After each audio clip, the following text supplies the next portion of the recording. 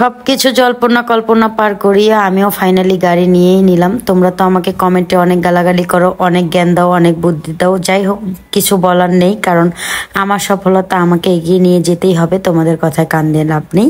তো hello everyone, আসসালামু আলাইকুম, দিস ইজ লাবণ্য। চলে আসলাম আজকে আরেকটি নিউ ভিডিও নিয়ে। আজকের ভিডিওটা কিন্তু একদমই অন্যরকম, খুব বেশি স্পেশাল। কারণ হচ্ছে আজকে আমার দেশের বাড়ি থেকে আমার জন্য অনেক কিছু চলে আসছে। তো দেখতেই পাচ্ছ, এগুলো কিন্তু আমাদের দেশ থেকে পাঠানো হয়েছে। যাই হোক, তো সেগুলো আমার দুলাভাই রিসিভ করেছিল, আর ময়লায় এত কাদামাখা ছিল যে এগুলো নিয়ে আমার গাড়িতে ওঠানো সম্ভব ছিল না। তো তাই আমার দুলাভাই নতুন করে আবার বস্তা করে দিচ্ছিল, আর আমি এটাকে ভিডিও করতেছিলাম যে এটার সাথে ঠিক আছে কিনা, কি কি পাঠিয়েছে। ভিডিও করলে হয়তো মা বুঝতে পারবে, বা যে পাঠিয়েছে সে বুঝতে পারবে যে এগুলো দিয়েছে কিনা। তো আমি ফাইনালি ভিডিও করা স্টার্ট করেই দিলাম। যাই হোক, দুলাভাই এদিক দিয়ে আমাকে সব কাজে হেল্প করতেছিল। সে আমাকে সুন্দর মতো গোছগাছ করে দিচ্ছিল। যাই হোক গা, এখন ওই কথা বাদ দিয়ে চলে আসেন মেন কথায়।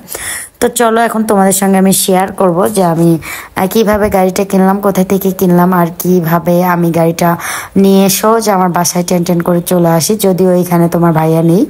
আচ্ছা যাই হোক, গাড়িটা আমাদের অনেক আগেই হয়ে গেছে, আমরা এটা সবার কাছে শেয়ার করিনি, কিন্তু অ্যাকচুয়ালি আস্তে আস্তে শেয়ার করব, কারণ সব কিছু শেয়ার করলে মানুষ অনেক বেশি ইমোশনাল হয়ে যায় বা অনেক বেশি সহ্য হয়ে দাঁড়ায়।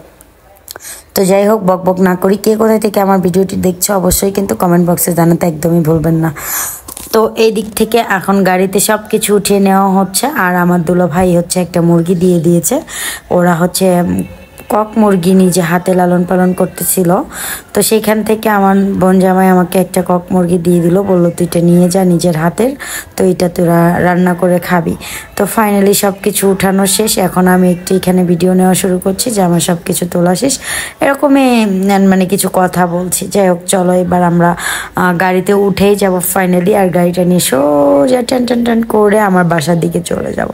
তো যাই হোক, আমি এখন বাসার দিকে রওনা দিয়েই দিলাম ফাইনালি। আর গাড়িতে বসে একটু রং করতেছিলাম, যদিও আমি গাড়ির মধ্যে একা ছিলাম। এদিকে আমাদের ড্রাইভার ড্রাইভ করতেছিল। আমি এখনো কমপ্লিটলি ঢাকা রুটে চালানোর সাহস পাই না।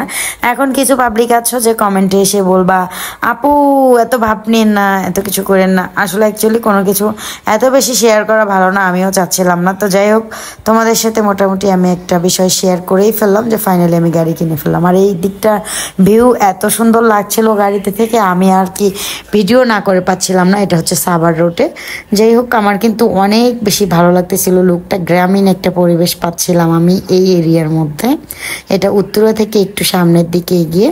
তো যাই হোক, এত ভালো লাগছে। আমি কিন্তু বাইরের লুক তোমাদেরকে একটু দেখানোর ট্রাই করছিলাম। আমার ড্রাইভার কিন্তু গাড়ি ফাইনালি ড্রাইভ করতেছে, আর আমি আস্তে আস্তে কিন্তু আমার বাসার দিকে এগিয়ে যাচ্ছি। তো আমরা একটু ভিতর দিয়ে ঢুকেছিলাম, কারণ অনেক বেশি জ্যাম হবে আমি যে সময়টা গিয়েছি। তো জ্যামের মধ্যে পড়বো না বলেই কিন্তু আমাদের গাড়িওয়ালা ভিতরের রাস্তা দিয়ে গাড়ি নিয়ে চলেই আসলো ফাইনালি। তো চলো, আমরা এখন বাসার দিকে কিন্তু আস্তে আস্তে অনেকটা এগিয়ে চলে আসছি। আমার তো আর ঢঙ্গের শেষ নেই, আমি ঢং করতেই আছি। তোমরা ভাই যারা আমাকে দেখতে পারো না তারা ইগনোর করো, আর যারা আমাকে ভালোবাসো অবশ্যই সাপোর্ট দিয়ে, ভালোবাসা দিয়ে পাশে থেকো, সাথে থেকো। ইনশাল্লাহ তোমাদের জন্য অনেক অনেক দোয়া ভালোবাসা। আমার এত বেশি সাপোর্ট দিয়েছো বলে আজকে আমি এইখানে বা এই রাস্তাতে বা এই পর্যায়ে এসেছি। তোমাদের ভালোবাসা, দোয়ায়, সাপোর্টে আগামী দিনগুলোতেও তোমরা আমাকে এইভাবেই সাপোর্ট দিয়ে যাবে, এটাই আমার আশা এবং এটাই আমার ভরসা। যাই হোক, তোমাদেরকে অনেক কথাই বলে ফেললাম। রাস্তাটা কিন্তু অনেক সুন্দর লাগছে। তো আটকে যাচ্ছি, কিছু কিছু জায়গায় কিন্তু জ্যাম আছেই বললেই চলে, কারণ এই জ্যামগুলো দেখবো না, জ্যামে পড়ে থাকবো না বলেই কিন্তু রাস্তা ঘুরিয়ে পেঁচিয়ে চলে আসলাম সোজা রাস্তায়। যাই হোক গা, আসলের উপরে কিন্তু অনেক বেশি জ্যাম থাকে, এর জন্য আমরা আসলের ওই দিক দিয়ে না ঝুঁকে সোজা ভিতরের একটা রাস্তা দিয়ে আমরা চলে আসলাম একদম সাভার রোডে। তো আমরা সাভার রোডে একটু আসার পরেই আমি তো এদিক ওদিক তাকাচ্ছি, গল্প করছি, আর আমার ড্রাইভারের সাথে গল্প করছি যে ভাইয়া আমরা এই দিক দিয়ে তাড়াতাড়ি চলে আসলাম, কারণ ওই দিক দিয়ে অনেক বেশি জ্যাম থাকতো হয়তো বা।